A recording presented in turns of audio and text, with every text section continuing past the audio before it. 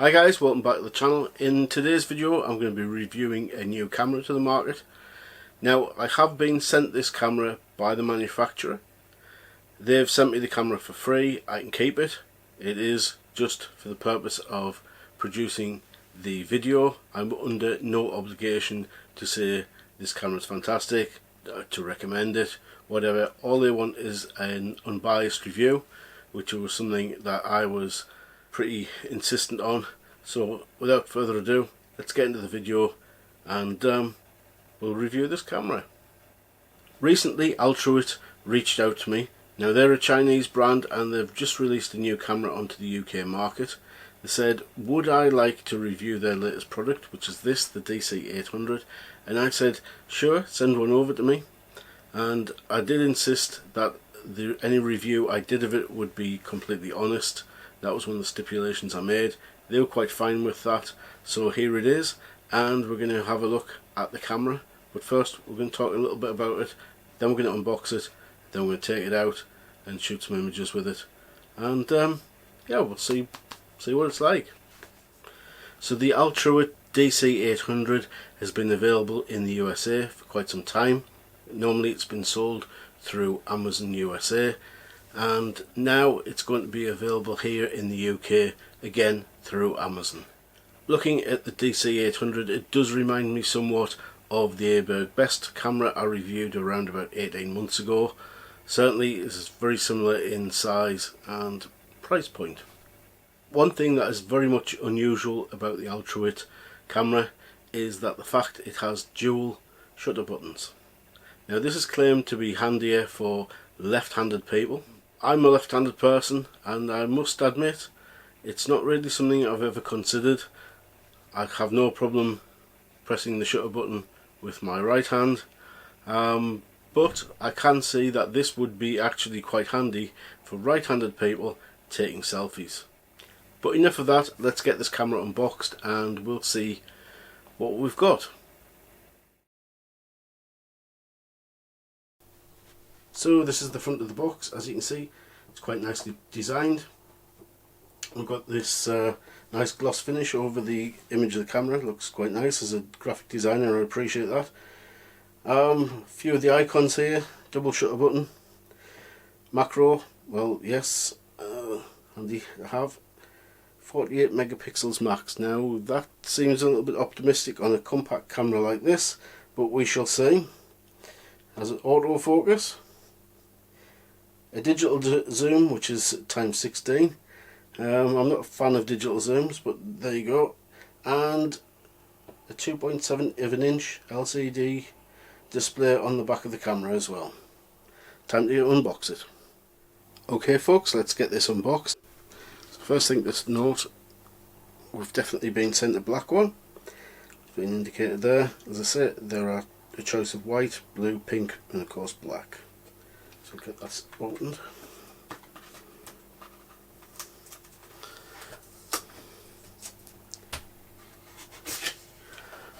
A nice reminder there that there isn't a memory card included.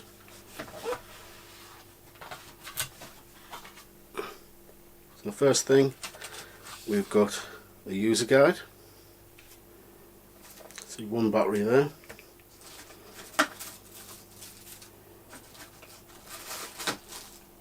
There's the second battery, which is handy. There's our charging cable and a wall charger.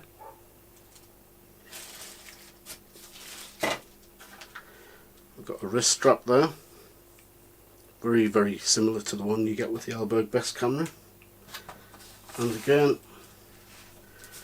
there's our camera. It's well packaged.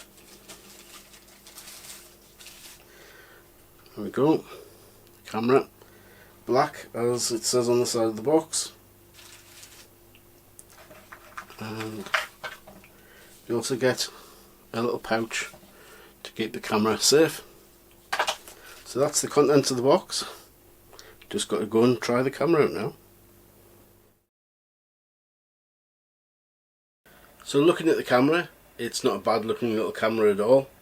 typical compact camera type setup. Entirely plastic shell on this model. The Aberg Best I think had a plastic chassis with metal front and back. This one's entirely plastic.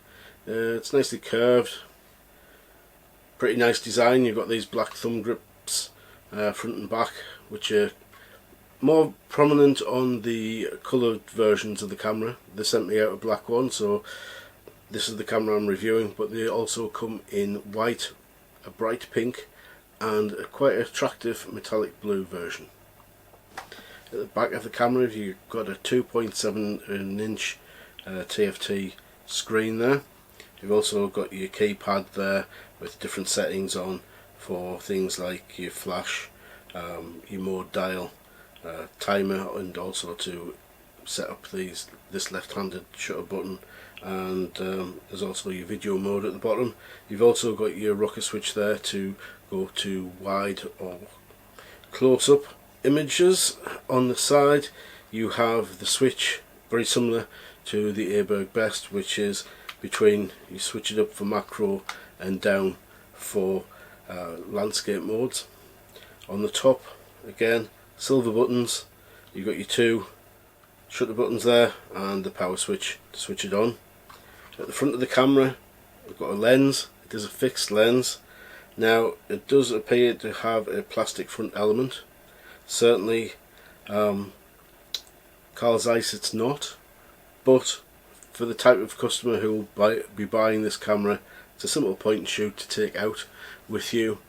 Anywhere you go, take this little camera, fits in your pocket nicely, and you'll use this to record family events, days out, or perhaps you're going to give this type of camera to a child, or perhaps you're going to buy it because you're going to go on a trip and you don't want to risk your iPhone or expensive Google Pixel camera, and you just want to take something to record the day and you don't really want to risk any decent gear. Coming back to the lens, is a fixed lens. We do have a digital zoom, and if you're used to this channel, you know I'm not really a fan of digital zooms. All it's going to do is going to crop in onto your photograph and reduce the image quality, which is a bit of a shame. As well as that, on the front we've got the fill light, which looks like an LED rather than a flash, and a little tiny weeny mirror for doing your selfies with. At the base of the camera we do have a brass tripod mount, so that shouldn't present any problems. Often cameras like this have a plastic mount and they strip the threads within hours. You've also got your compartment there, which is for your SD card, and just try and get that one out. There we go. Got an SD card there in it already, ready to go, and your battery goes in there. You do have to put the battery in at a slight angle to get it in there, but it does fit. So that's a little rundown of the camera. All it leaves now is to get out and take some photographs with it, and we shall see what the results are like. If it's not favourable, then I'm going to let you know about it. If it's good, then certainly I'll be singing its praises. But that's it for now. We'll get out now, get some photographs done, and we'll have a look at them later on. Well, we've come out to test this little Altruewit digital camera. It's currently midday. As the saying goes, mad dogs and Englishmen go out in the midday sun, but that is possibly the type of time of the day that most people will be shooting with this type of camera. I don't suppose it's going to appeal to a lot of serious photographers to be going out at sunset and sunrise.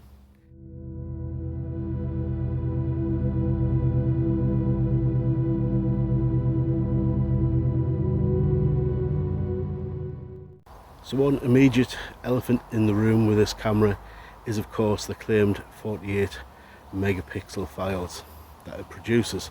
Now I have taken a couple of test shots and had a look at those, and they do come out at 8,000 by 6,000 pixels, so by my reckoning that is 48 megapixels. Now I do suspect that a lot of interpolation is going on inside this camera. Another thing I've noticed with this camera is, well, That screen on the back is pretty low quality, and you do find that a lot of the highlights are blown out on the screen. I'm just hoping that that's not the same case for the images I'm taking today.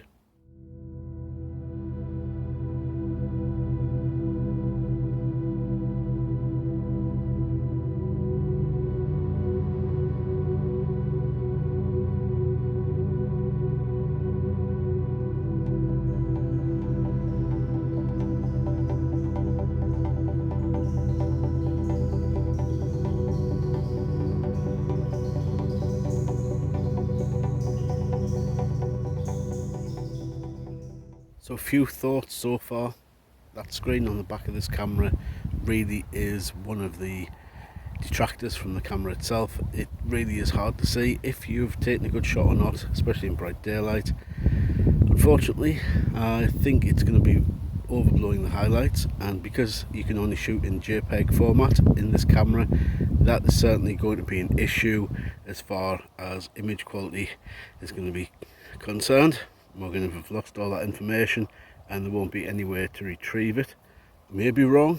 Once we get them back onto the computer, we may be able to see a difference between what you can see on the back of the screen and what the camera has actually recorded. Only time will tell. My other pet hate, of course, is that digital zoom. Really can't see that the images are going to be any good using that, and this camera really needs a zoom to get much closer to the subjects you're shooting. So we're back from our little trip out to do some photography. Took some videos as well, so we're going to have a look now at those images and the video clips and see what we think. We'll talk through the images and let you know what I think of them. For these shots I used the landscape setting on the camera plus the landscape mode within the camera's menu. I'm reasonably happy with how this little camera has rendered the colours, and the image quality looks pretty good when you reduce the images. One thing to note, this last image, that this screen again caused me issues. The image of the train sculpture appeared to be in silhouette on the back of the camera. Luckily, the camera did find some detail where the screen did not.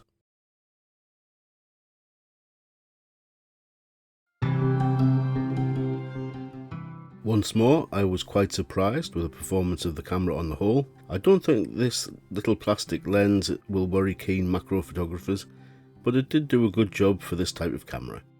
However, it did seem to have some issues with really bright subjects, often burning out the highlights.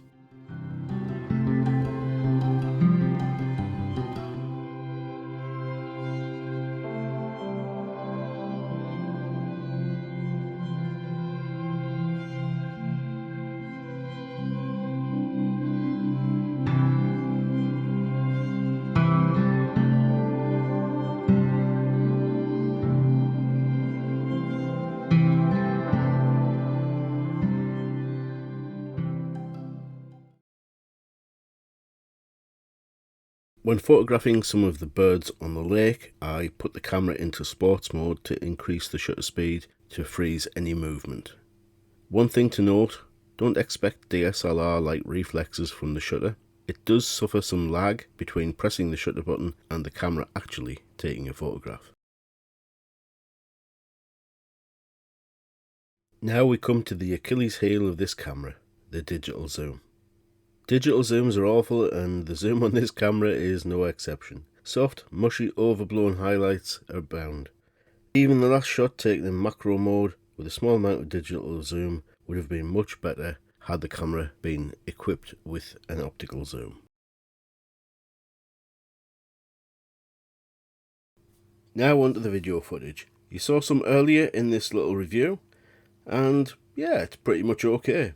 1080p at 30 frames per second isn't going to set the world alight, but to record your short holiday videos, family occasions, or just to record your next TikTok hit, it'll do just fine. So the question we all want to know is, can you use the Altruewit camera for vlogging? Well, I've just got this set up here on my tripod.